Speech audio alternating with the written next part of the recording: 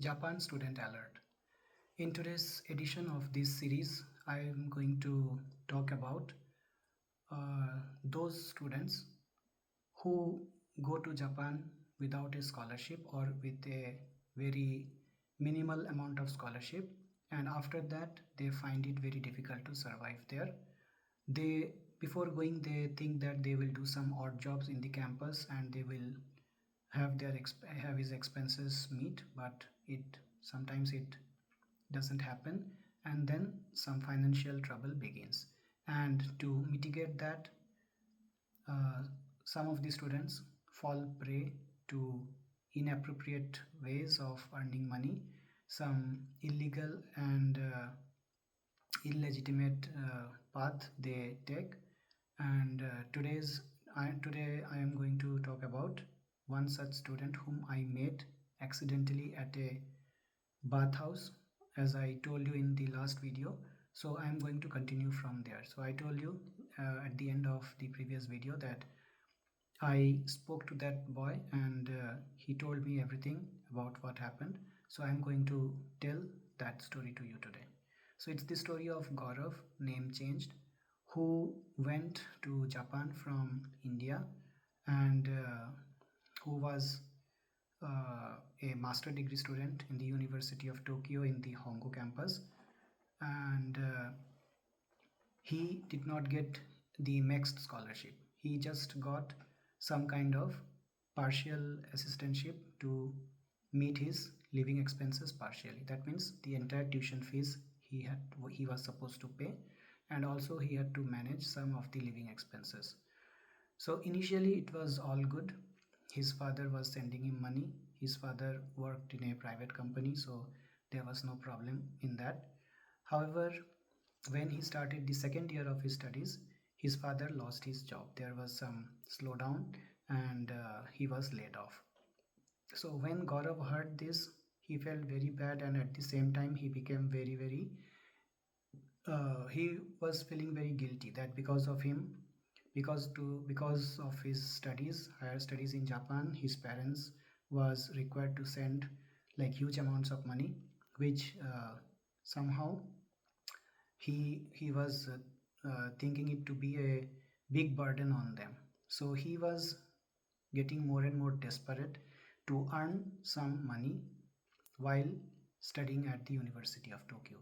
But as we all know, it's not very easy to find a job there, because in the student visa, the students are the students have very limited opportunities to earn money inside the campus, and they are not allowed to work outside as well.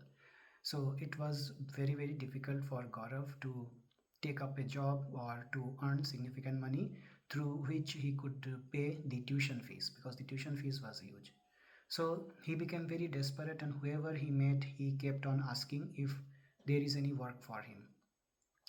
So in that way, one Saturday afternoon, he went to get a haircut in the salon which was located inside the university campus itself, near the cafe metro, if I remember correctly. This is what he had told me. So there is a saloon, hair cutting saloon inside the campus, where some outside people also keep coming there. So both insiders and outsiders visit that salon to get haircut. So he asked the barber who was cutting hair there. Uh, he he didn't know whether he was the owner or not, but he inquired whether he can do some kind of work there. But the barber said that there was no such work for him. He even said that he could do head massage or even body massage if that was allowed, but there was no such provision. So he just declined his request. So in that saloon at that time, one elderly Japanese person was sitting there and he was listening to this conversation. So he asked Gaurav like what he could do. So Gaurav just he was little surprised, but he said that he was eagerly looking for some kind of work if he could get. So that's why he was inquiring if massage and if any like barber salon kind of activities he could support or not.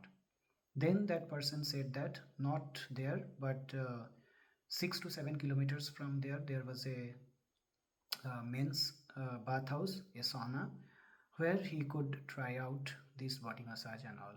So he gave that suggestion to him and told him that if he wanted, then he could take Gaurav that evening to that sauna, as he will be going himself as well to the sauna. So Gaurav became very happy. So he was very much excited, and although he never gave any massage to anyone, but he was so much desperate that he wanted to try it out. And he thought that even if the clients didn't like it, he he would we won't be charging any money to the client if the client didn't like. So with that in mind, he agreed to accompany that person in the evening. So in the evening, they met at the same place in near that saloon, and they took the Tokyo Metro's Marunouchi line. They boarded the train at the Hongo Sanchome station, which was located very close to the university, and then uh, they left the train at the Shinjuku Sanchome station because the sauna was near to that station. So it took around 40 minutes by that train to reach there. So after reaching there at the reception, that person told Gaurav that he needs to pay 4,000 yen as entry charges. So that was a shocker for Gaurav because he even didn't earn anything, and how he could pay 4,000 to get an entry. So that was a really big problem, and he even didn't know that whether he will get any client inside or not for giving the body massage. So he told him the concern. Then that person spoke to the receptionist in Japanese. He paid his amount, I mean his own amount, 4,000, and told Gaurav that okay, they have agreed that he could pay the money while leaving the sauna. That means once he has earned the money inside by giving body massage, he can pay from that money. So that was agreed, and the receptionist allowed him to enter. So as per the rules, they had to take off all their clothes and keep them in a safe locker, and then wrap a towel around their waist and have to enter like that. So they did that. They took the lockers side by side. They took off their clothes and wrapped the towel and went inside. It was the first time for Gaurav to visit a sauna like that. He was from a very small city in India, so he never visited or never experienced such bathhouse. So he was very surprised to see inside the big jacuzzis, the wet and dry saunas, the so many showers and all. It was a very grand affair there. So he was just looking around and just wondering about that place. And then the Japanese person, he said that okay, let's go upstairs. So he wondered like what could be upstairs. So they went to upstairs, and there he was shocked to when he entered that big hall which I talked about in my last video. He was really shocked to see so many people inside engaged in such activities which he never expected, and all were getting physically intimate with one another, some in groups, some three persons together, or most people in pairs. There were bunkers there, three-tiered bunkers. People were inside the bunkers or on the mattresses, and some people were watching the action which others were doing. So he was really shocked and terrified because as a student he didn't expect that, and he was really feeling very very awkward. So the Japanese person he who accompanied him, he just pacified him and said that it's okay, nothing is going to happen to him, so he should take it lightly. So he then he approached some of the persons who were standing there. He spoke in Japanese to some of them, and Gaurav couldn't make out like what he was discussing, but he could sense that that person was trying to get clients for Gaurav. So this he was sure. So that person, uh, then after some time, it seemed like someone agreed to get a body massage. So he told Gaurav that he can go with this person and try his service over this person. So Gaurav was a bit nervous after seeing all those actions going on there. So he asked the Japanese man, like, if it is only body massage. He said that yes, yes, you can go with him. There are rooms available on the second floor, so there you can give his service, and that should be fine. And the man also said that he will pay him 4,000 yen for the massage, and then after that he can get give massage to another person. In that way, 4 plus 4, 8,000 yen he can earn, and then he can pay 4,000 yen at the reception as his entry fee, and then he can leave. So Gaurav thought that it's a good deal, so he accompanied the man, and they went to the upper floor, and got into the private room. So inside the room, Gaurav saw that it was like a very dimly lit room. There was one bed. He saw a side table on which napkins were kept on a stand. Then there was a bottle of a liquid. He didn't understand what that bottle contained. And then there was a drawer. He didn't know like what was there inside. So the man uh, took off his towel from around his waist and hanged it on the hanger, and he just laid down on the bed and told something in Japanese to Gaurav. Gaurav understood that he was indicating to start the massage. So Gaurav started the massage starting from his head and then the back, the thighs and legs. So he gave whatever he could, he gave, and he was feeling that the man was like really enjoying it. So he was a bit relaxed that at least he didn't say anything in between.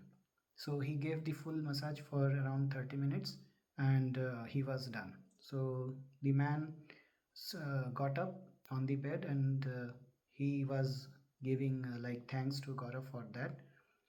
And while he was giving thanks to Gaurav, Gaurav noticed that that person was trying to touch him. He was like touching him inappropriately, and he was trying to get intimate with him. So he could feel that. So he then stepped backwards. Gaurav stepped backwards. He said that no, he was not interested in that. Then the man again started saying something in Japanese, which Gaurav didn't understand. So Gaurav went out of the room. He just opened the door and went out of the room, and the man also followed him. So the man followed him, and Gaurav like went downstairs, and he saw the same Japanese man standing there who brought him there.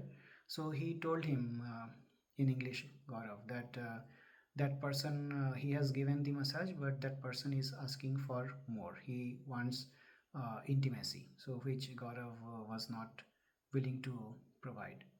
Then that man understood something, and that man then started speaking in Japanese to that client, and they were having some discussion uh, in Japanese. And after that discussion, the man who brought Gaurav there, he turned to Gaurav and said that, okay, that man is saying that if you allow him to do that, then he will give you another 6,000 yen. That is total 10,000 yen will be paid to you, and he will pay to you right away. So it's not that after you give the service, you might think that whether he will give or not. So he will pay right away 10,000 yen. So what should he do?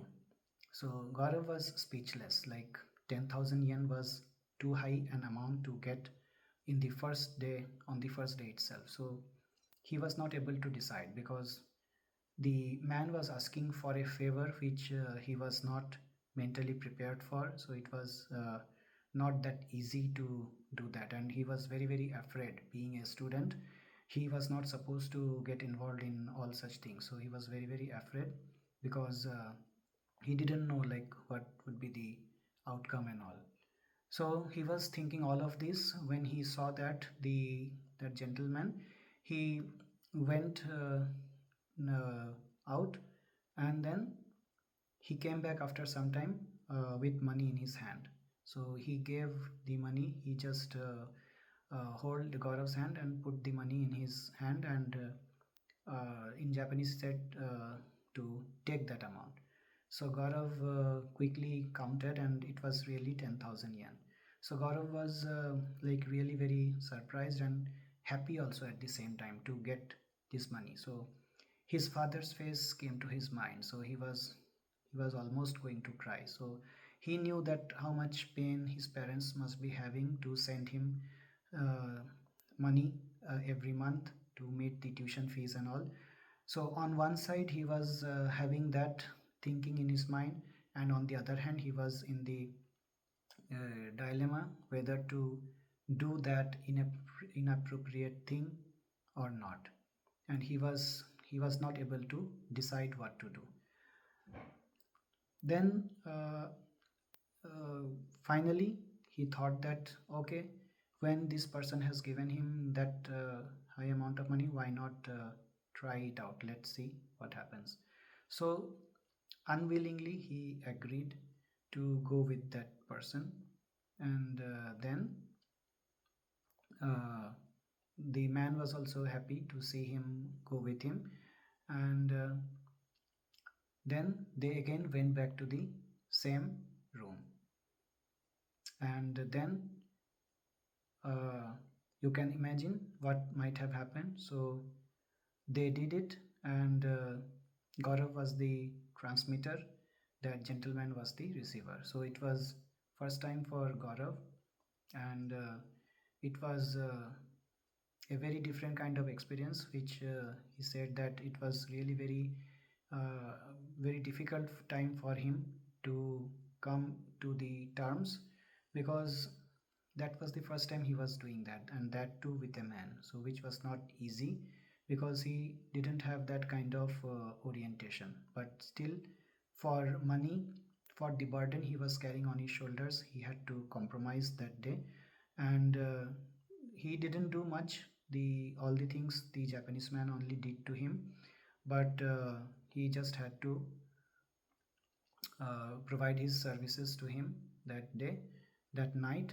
And then after that the man was happy with his service, and why he won't be when Gaurav was that handsome and having a muscular body build and a very beautiful, like, because most of the people there were middle-aged and old people. So finding Gaurav there, so everyone was like looking at him, whoever was present there. So after that encounter, another person approached him, and he also offered to pay him 5,000 yen.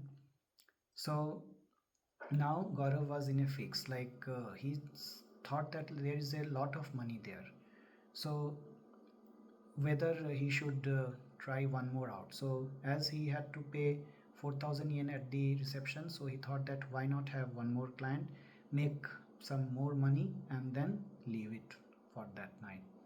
So he agreed, and then again he went to another private room with that man, and again gave his service. So first massage and then the private service, which we can call it as adult entertainment service. So in this way he got engaged, he got involved in those. So after coming out that day, he total amount that he earned was 11,000 yen, because from that 15,000 yen, 4,000 he had to pay at the reception as the entry fee. So net 11,000 yen he had uh, he had earned that day, which was like very unexpected. So he was thanking that Japanese man for suggesting him to go there, but at the same time he had a very guilty feeling of what he had done. So while coming back in the local train, he decided that he won't do this again. This was the first and this was the last time he was doing that. So this he thought like that. So then again 1 week passed, and again another Saturday came. And as soon as that Saturday came, again he started thinking the same thing, that how about giving it one more try? So who knows, this time maybe more money he will make. So he was not able to resist himself. And also, the other thing was that since he had got that test of doing it with that man, so he had forced himself into that man. So he some kind of got some kind of liking for that. So that was another very painful area there, as he told me that it was uh, it, it it it affected his studies basically, because he started thinking about all those things, and since it was a psychological effect, physical effect, emotional effect, so it affected his studies. But at the same time, there was no other way, because he had already told his parents that no need to send that much amount of money. He cut down the amount which his parents were sending him once he started once he got that 11,000 yen the previous week. So the following week, although he had determined that he won't be doing it again, but he again decided to give it one more try. So he went there. This time he went alone. That man was no longer there. He went alone there, and this time, can you believe, he made 25,000 yen the following night, the following Saturday night. And in this way he got completely addicted to that, for both money as well as his own satisfaction as well, because he was getting some kind of liking in what he was doing with those people there. So it was a kind of double gain for him, although he very well knew that he was not doing the right thing as a student. But there was it was a like quick money and huge money, and without uh, having to inform anyone, it was really just a one night show over the weekend, and in that way he could easily afford that, and no one knew about it. He could do that secretly. But later on he realized that like him there were few more students also. So probably through the same person, or maybe through some other person, some other students were also visiting that place and doing the same thing. So it was a kind of hub that some students had made to earn money. So this is the thing that happened, and Gaurav has now passed out from University of Tokyo, and he is in a good position. So he no longer has to earn money like that. But during his stay in the university as a student without a scholarship, he really had to go through all of this. And the intention of this video was to highlight this point, that going without scholarship is not a very easy affair. So what happens, friends, when you get an admission and you do not get a scholarship, then you fall in a dilemma, because getting admission itself is very difficult in Japanese universities, and that too in University of Tokyo. So once one has gotten admission without a scholarship, it becomes a very very tough decision whether to go there or not. And even with partial scholarship, it is very difficult, because Japan is extremely costly, Tokyo is very very costly.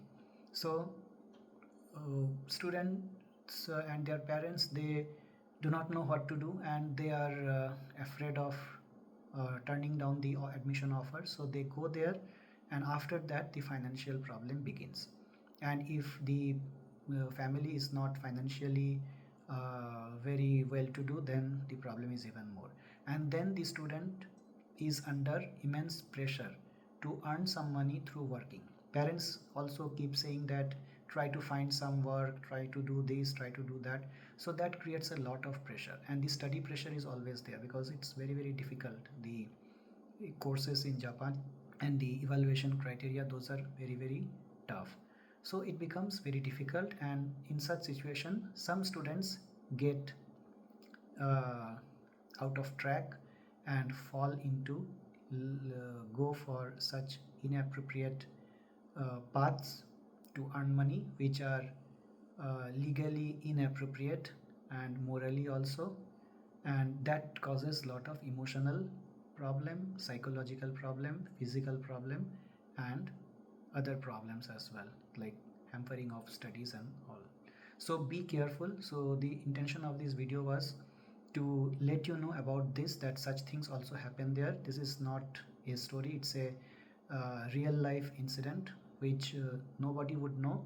It's only because I visited that place that night accidentally that I met that guy, and after a lot of try and persuasion, he was ready to share his ordeal with me. So that's all for now, friends. So I will keep bringing up such kind of student alerts so that you know about the dark side of being in Japan as well. So it's not that Japan is a bed of roses and everything is like perfect, picture perfect there. No, there is always some good and some bad angles of every place, every country. So and Japan is not an exception. So be careful. If you are careful, if you know, if you have done the homework, and then only you leave the country and go to Japan, then it's well and good. So be careful about that. That's all. Thanks for now. I will be back soon with the next video. Thank you.